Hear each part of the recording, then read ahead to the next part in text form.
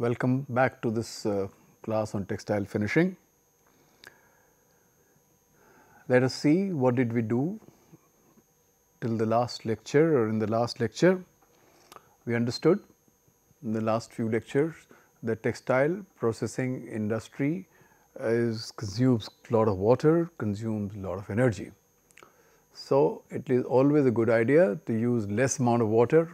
It is always good idea to use less amount of energy. So, we have had minimum application techniques including foam finishing, kiss roll techniques and so on and so forth, spray, and also how to recover heat from whatever waste is going out of the process system. So, waste heat recovery can help the cause if right kind of heat exchangers are installed. So, this is for last lecture for this course, right. We will wind up after this, and hopefully you would have learnt this subject, the core of the subject, because everything that we talk about can be talked in as much detail as one wants to talk. So, we will spend some time on learning about some of the principles of finishing machines. We will not go into detail because a separate course would be required to deal with all types of finishing machines and their details. We are just talking about principles and why they are required and what is the advantage and so on and so forth. Some of these things we will do, and hope it will serve the purpose. One of the very simple machines which we call as calendaring machines is part of almost the end of the process type. So, everything when you say, well, our finishing is over, then before you let us say sell anything to any client, you would make sure that there are no creases on the fabric.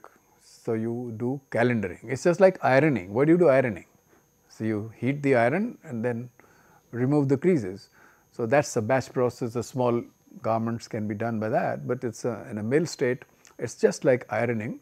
So, you have one hot roll or maybe a little bit of a moist fabric could go through this in metallic systems, and so it will dry a little bit, and like an ironing, for example, a moist fabric, it will dry and the creases will be removed, and then you can either roll or fold or make batches and then sell. So, this is a simple calendaring machine which will be in every process house at the end of finishing process. This will be used to make sure that the fabric aesthetically looks good. Simply heating on a polished roller, that is one. So, this calendaring machine sometimes can do some special roles it can play with little bit of a smartness. So, if you want to increase, let us say, the shine of a surface, then the same calendar is modified little bit, called a friction calendar, and what it means is one of the polished rollers surface can run faster. So, if you run something faster, so the surface can become little more shiny, the things can fall in place, the hairs can be put in a certain orientation order, and so it is like, for example, if you press something like a iron at a very little bit of more pressure, you will see at some places the fabric becomes more shinier. That is the kind of principle that you have. So, it is called the friction calendar. So, using a frictional properties or the friction itself to smoothen the surface, right. So, that is, they are all mechanical processes. At best you may have a moist fabric coming in to the friction calendar area and work around. Sometimes very sophisticated sets of rollers are used called a chasing calendar. that means the fabric is chasing itself, right. So, when it comes in contact with the area which is a polished surface, in this whole sequence roller or the balls number 3 and 6 are highly polished and they are also hot. Okay. So, that is one part, but the fabric is threaded in a manner that it goes from this side all along, goes all the way, comes down and then comes. So, at some point there are two fabrics coming in contact. So, when you have a hard surface versus a metallic surface on both sides versus now you have a situation where one surface of the fabric is in contact with another fabric and fabric surface only. So, it can highlight the, let us say, a twill material which can appear more, the texture could be seen as more highlighted. It is opposite of what the friction calender was doing. Instead of making smooth, it is making, let us say, more roundish, because what is pressing is the yarn on yarn, or one yarn is falling on the gap of the other yarn, and it gives a very nice look which is non-reflecting. It scatters the light more, and softer look can be obtained by this chasing calendar, because fabric is the one which is coming in contact with the fabric, and so fabric itself is chasing itself. Another type of calendar which is sometimes called embossing calendar, that you actually want to have some type of a shape being seen, design being formed. So, you have an embossing calendar which is pressing against, let us say, a hot roll, and you can get impressions. So, if the fabric is moving in this direction, you are creating some of the designs here, and this can be used. For example, it could become a watermark or something. It can give you an impression of some embedded design. A 3-dimensional effect is something which you will see at the end of embossing. You must have seen upholstery and so on and so forth, material which give you a different shape. So, based on the design of the embossing roller, you will get some design being seen or imprinted on the fabric as it moves through this calendering system. So, if the design is of this type, you will get a fabric which has got some design of this kind. So, this is what it is. Whether this effect is going to be temporary or permanent depends on what have you done. If suppose along with this you have a polymeric system also moving along, and with the embossing maybe you can create more permanent effect, otherwise it can be temporary, or you have resin based systems which can be cured after this. So, the impressions can be more permanent. So, the temporariness or permanency would depend on what is the chemical. If it is only a mechanical process, then it will be temporary process. If you want to make it more permanent, you have to have other systems helping it. For example, a system where you have a fabric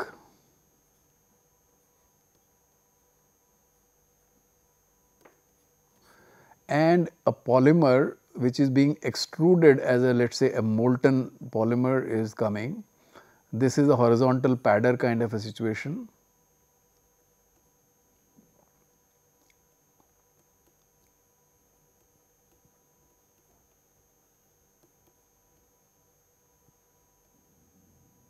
All right.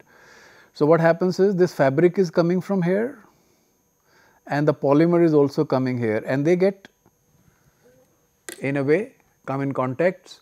So, if the fabric is touching the first roller, only one side of the fabric will come in contact with the molten polymer, which will get deposited. So, as it comes out, so there is polymer on this side fabric on the other side. Part of it may obviously diffuse also, the polymer. And so, you take it to this embossing area, whatever design that you have. If it is this one of the rollers is hot, so this polymer, if it is a thermoplastic or a thermoset, but because we are talking about molten, so it is a thermoplastic material, and so it will get impression.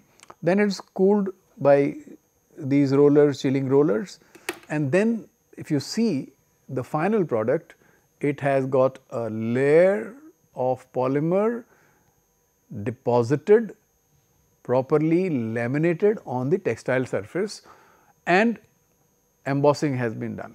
This will be more permanent because the polymer is the one which is taking the impression, textile is giving the strength, all right. So, you must have seen various kinds of upholstery systems which may be using lamination embossing type of sequence.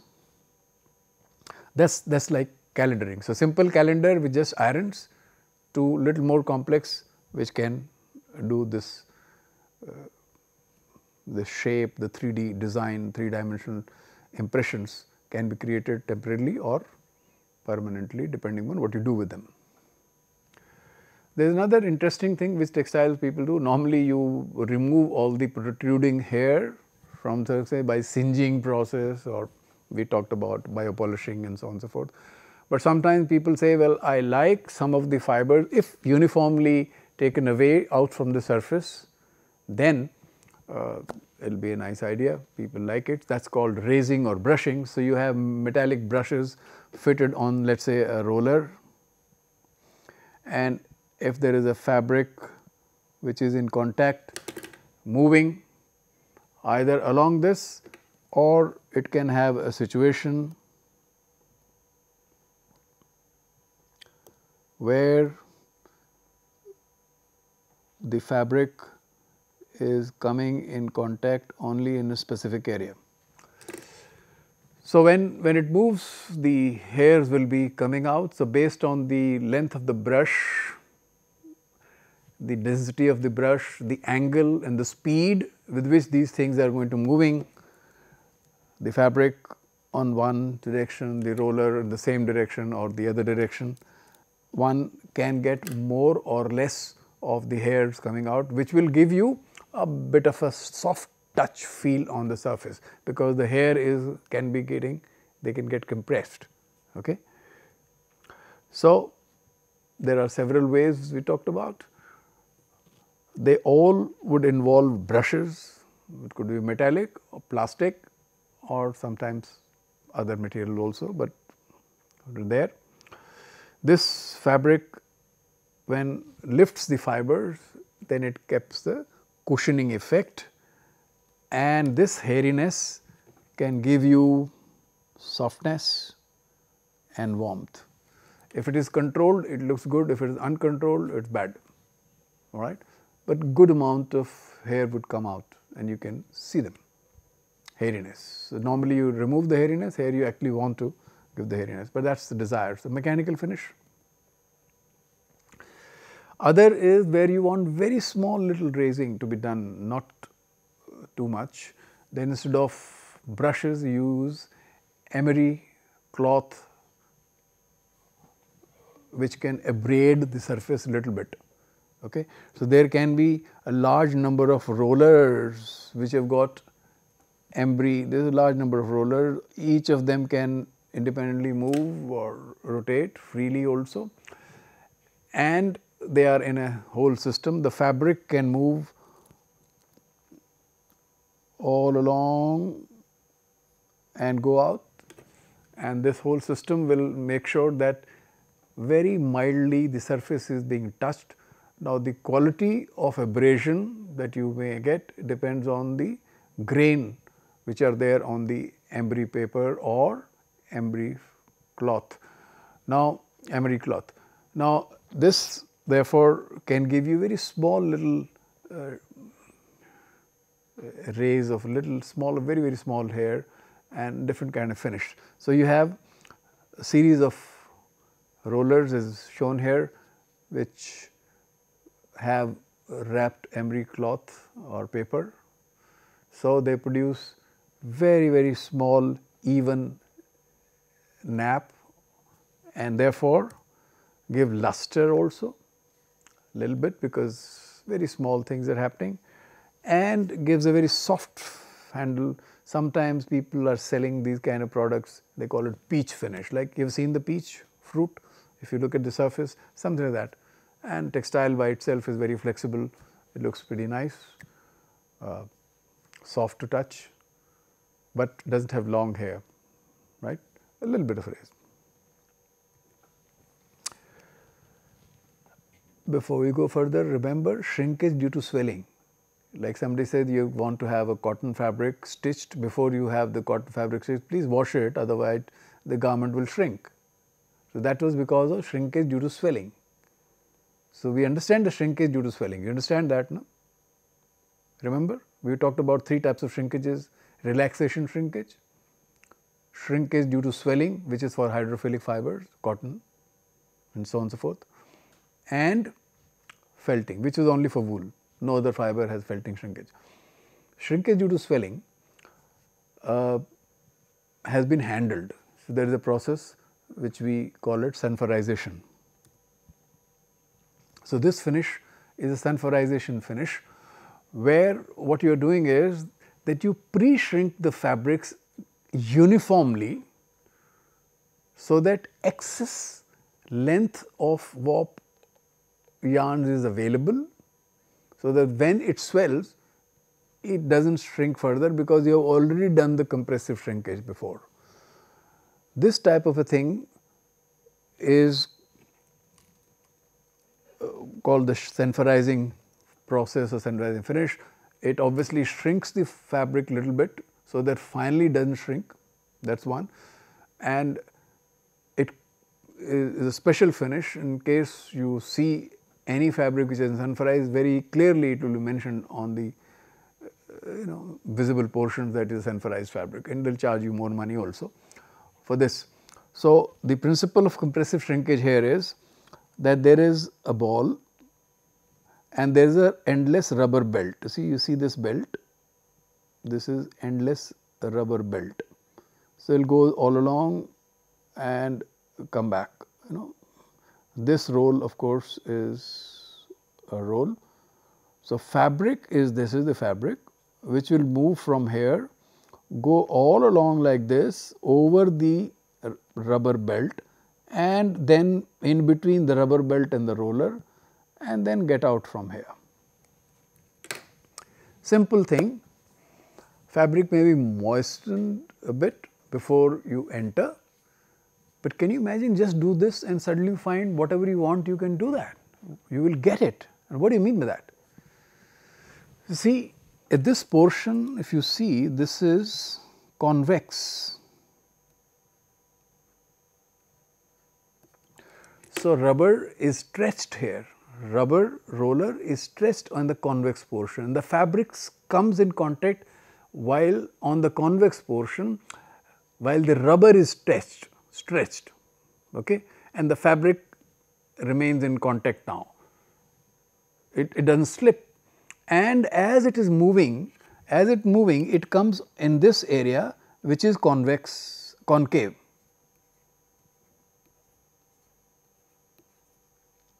So, this area is concave, from convex to concave, this change. So, what happens is, the surface of the rubber on the convex area was stretched, fabrics comes in contact with stressed portion. This whole thing moves to another portion immediately, which is concave, and therefore, the surface of the rubber obviously inside compresses. The fabric also has to, along with it, get compressed, fabric gets compressed.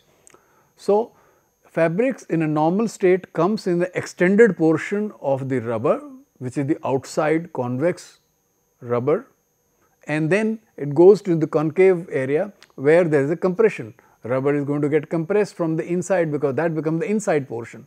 The outside of the rubber portion becomes the inside of the bent area, curved area, and so it gets compressed. So, fabric, because cannot go anywhere, it also gets compressed. After this, what you get is a compressed fabric uniformly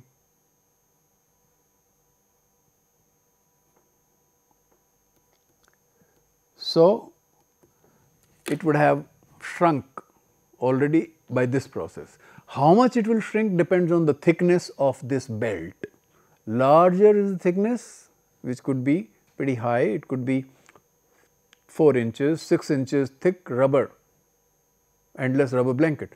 Now, if it goes from convex to concave, changes will be more.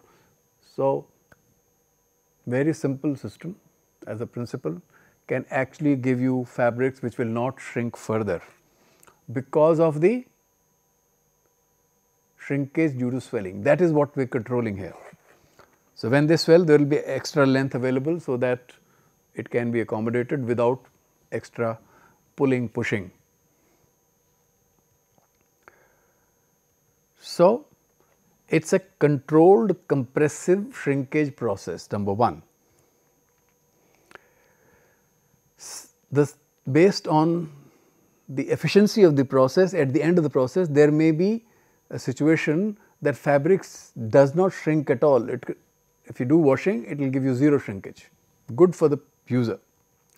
Therefore, sometimes this whole machine also, instead of calling Sanforizing machine, is called also 0 range. That is 0 in warp direction, 0 in weft direction, shrinkage, 0 shrinkage in both directions.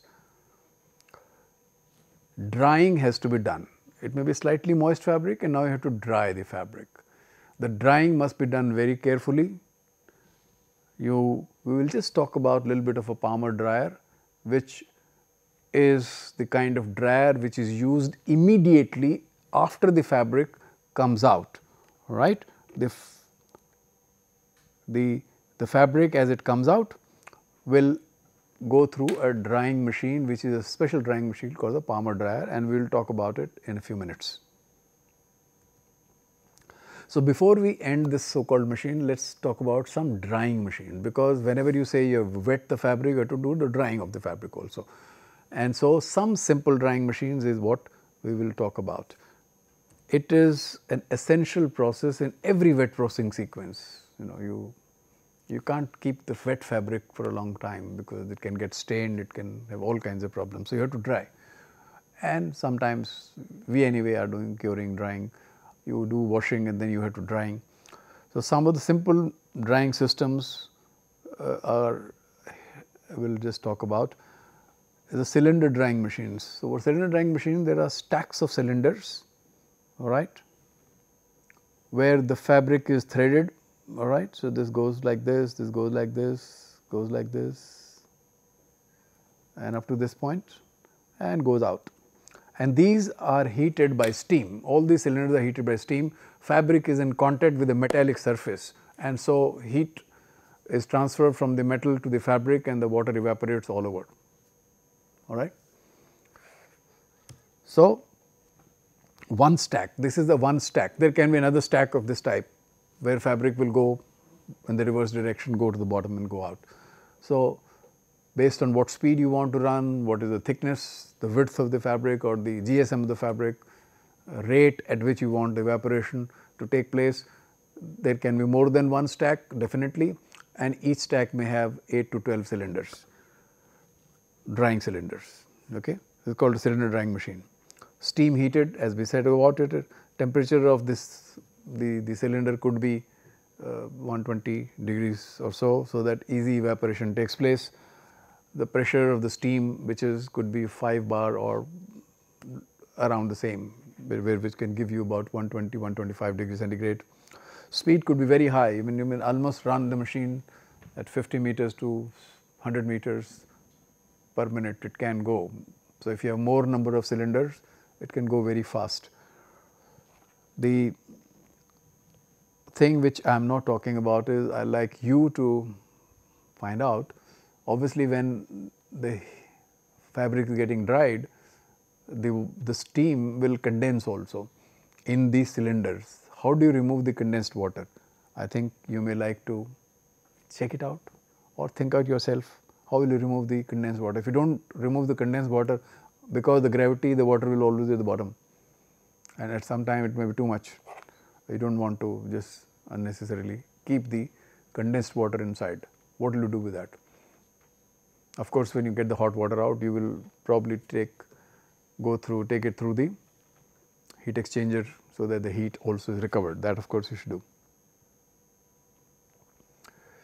So, quick drying, this is the type of machine that you would require, but the fabric remains under tension, so that it touches the surface of the cylinder all the time.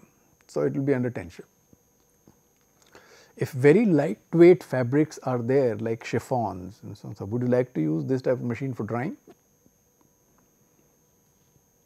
Because you do not want material which is where texture is more important to be under tension when you are drying, because your aim is to dry the water and not change the texture. So, this machine may not be good. So, you may have some other kind of machine.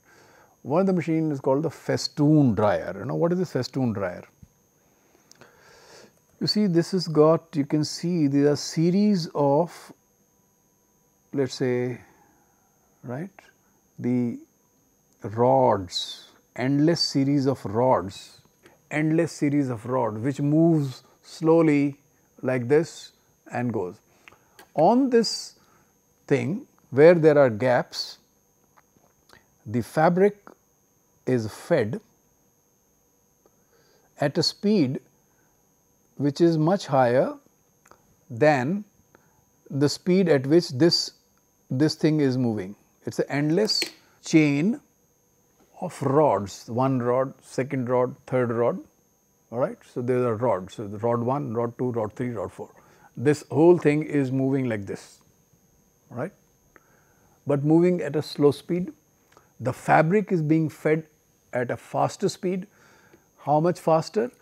Fabric is supposed to make a loop as it is moving out. So, it is going faster, it makes a loop, and this loop moves at the same speed at which this chain is moving, right. So, the loops are being formed. By the time this moves here, the other one comes in the sequence and the loops are formed. So, the length of the loop is approximately same, because the speed of the fabric with which it is going, of course, it is, you can say this much motion is equal to this much of a fabric, all right.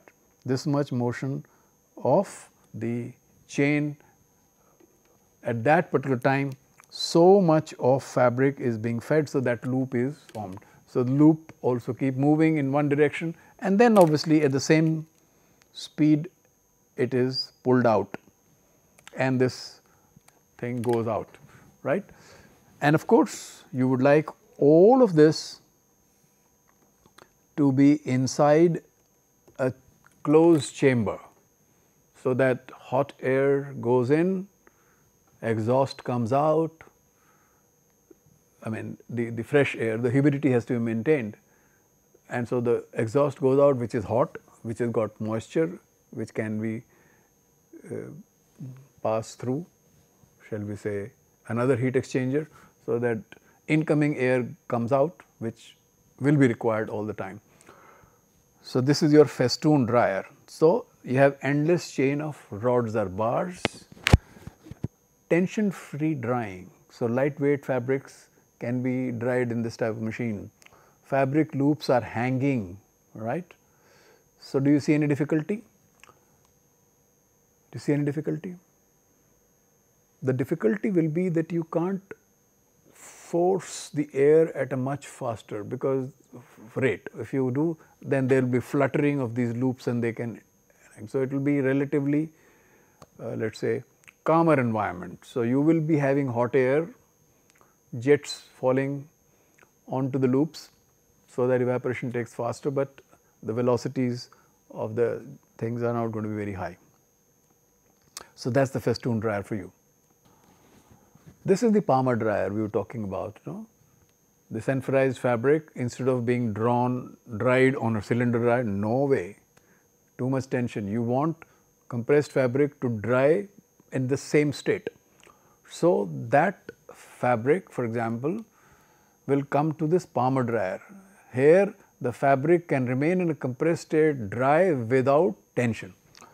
So, the fabric, for example, which was coming from a Sanforizing unit will come from here, go all along this,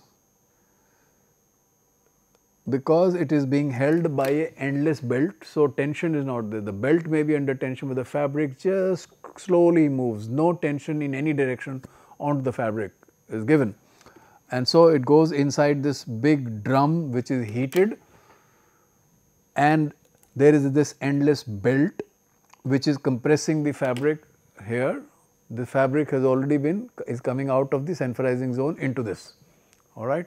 And then if this belt becomes wet, there is an auxiliary drying unit, it moves over it, the belt gets dried and the dry belt again comes in contact, and so this process goes on. So, very important beautiful drying system.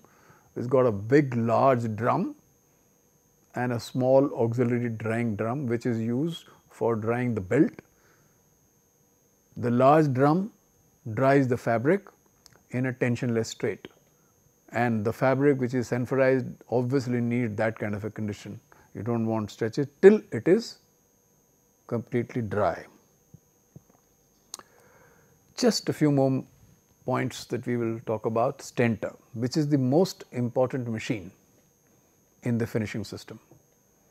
If you remember pad dry cure process, so after padding, the drying and the curing takes place in this machine, not on a drying cylinder or not on a festoon, right. So, this is, if you do pad dry cure of a process like the resin finishing, this is the machine. Flame retardancy, this is the machine. So, when you do the finishing process, this is very important machine. Now, it is a very big machine and it has got many purposes to done. One of the more important purposes is dimension control. So, if you want the width to be controlled, this is the machine, you will control the width. You want the length to be controlled, this is the machine which will control the length, the final length of the fabric. So, this is the type of machine which will do a stenter. So, stenter obviously has chambers where the fabric, which is let us say shown here in yellow, is picked up by endless chains on both sides. There are chains which hold the fabric from the selvages or near the selvages. They can pull or relax, depend on what is the treatment that you want to give. And then it takes all along the drying area and the curing area, or sometimes called polymerizing area. Cross linking will take place there. So, you may not have one chamber for dryer, there may be more chambers for drying, there may be more chambers for curing, because what is interesting is how much water is coming in and what is the moisture which is going out at the drying stage. Then the temperature of the curing will be much higher, and so cross linking may take place there. Complete dimension control. This is one of the beautiful machines. So, the role of a stenter is drying, of course, curing, yes, thermosol dyeing, if you have heard, dispersed dye can be dyed by thermosol process at higher temperatures. This type of machine will work. Heat setting we talked about will be done on a stenter, because it gives you dimensional stability and complete control. So, synthetic fibers want to shrink, so you will allow them to shrink. The chains will come closer and then shrinkage can take place. All this is stenter's role, very important machine. Various types of clips are used or pins are used to hold. So, this is an example of some pins. So, there are chain, these are link of a chain, these are pins where the selvage is pushed. So, you can, if you want to pull or push, you can do that, completely control. So, these links are then linked in some manner which go all around. So, depending upon what type of link, it can go like this or it can move like this, right. So, there are, if you do not want the pin marks, then there are clips which just hold the fabric and then pull, and sometimes they are a combination hybrid kind of system where it is a clip as well as pin system, whichever you want to use one can use. All these type of things will be part of, let us say, Stenter, but it is a very sophisticated machine also other than drying and thing, because it must sense the salvage correctly and then pierce the pin or clip, hold by a clip, right. So, unless if the salvage is on some other side and clip is somewhere else, either in the center or somewhere else, you can have tears also. So, it has to be very accurately done.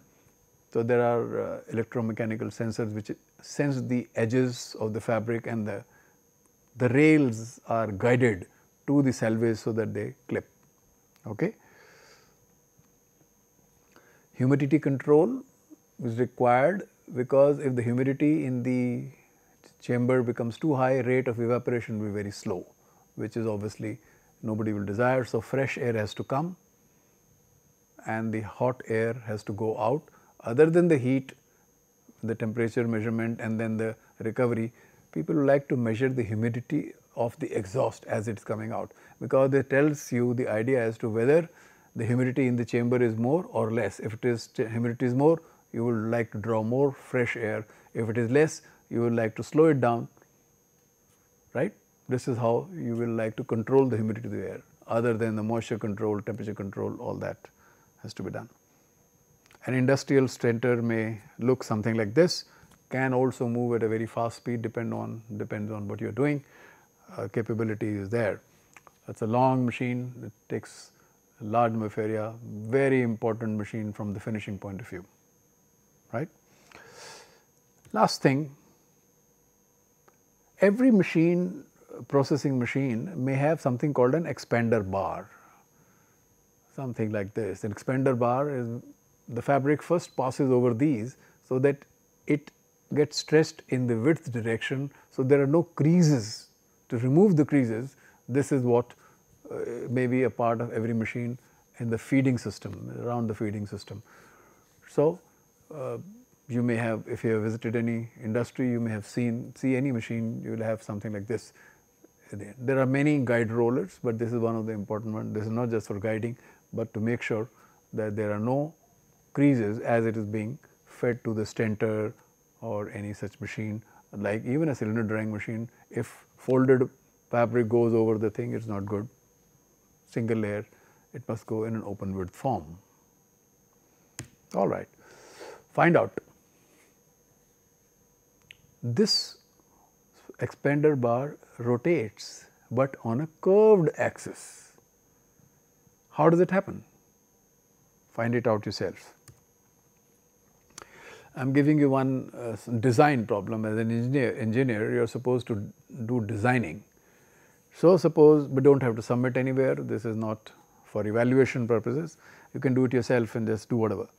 You want to design a system to remove condensed water from cylinder drying machine, steam which get condensed. Something what probably happening, you will find out.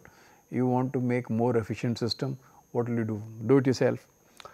Design a cylinder drying machine which does not require, which does not have condensation issues at all, no condensation issue. How will you do that?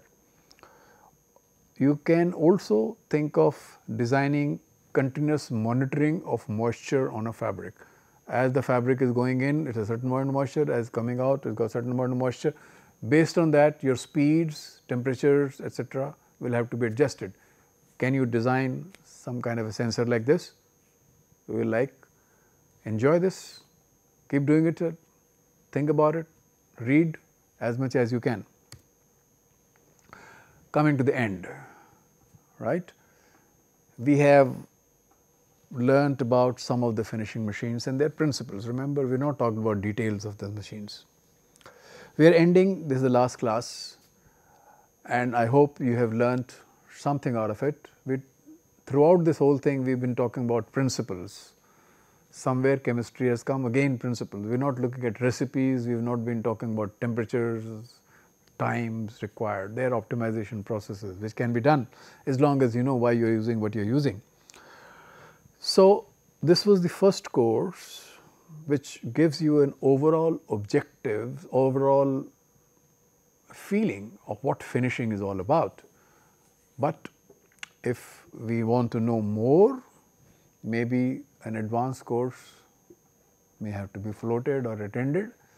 Maybe we will meet sometimes, maybe in this type of forum itself, where we can probably discuss advanced level finishing courses also. So, at the end I hope you have enjoyed, and wishing you all the best for the final exams of this course. All the best.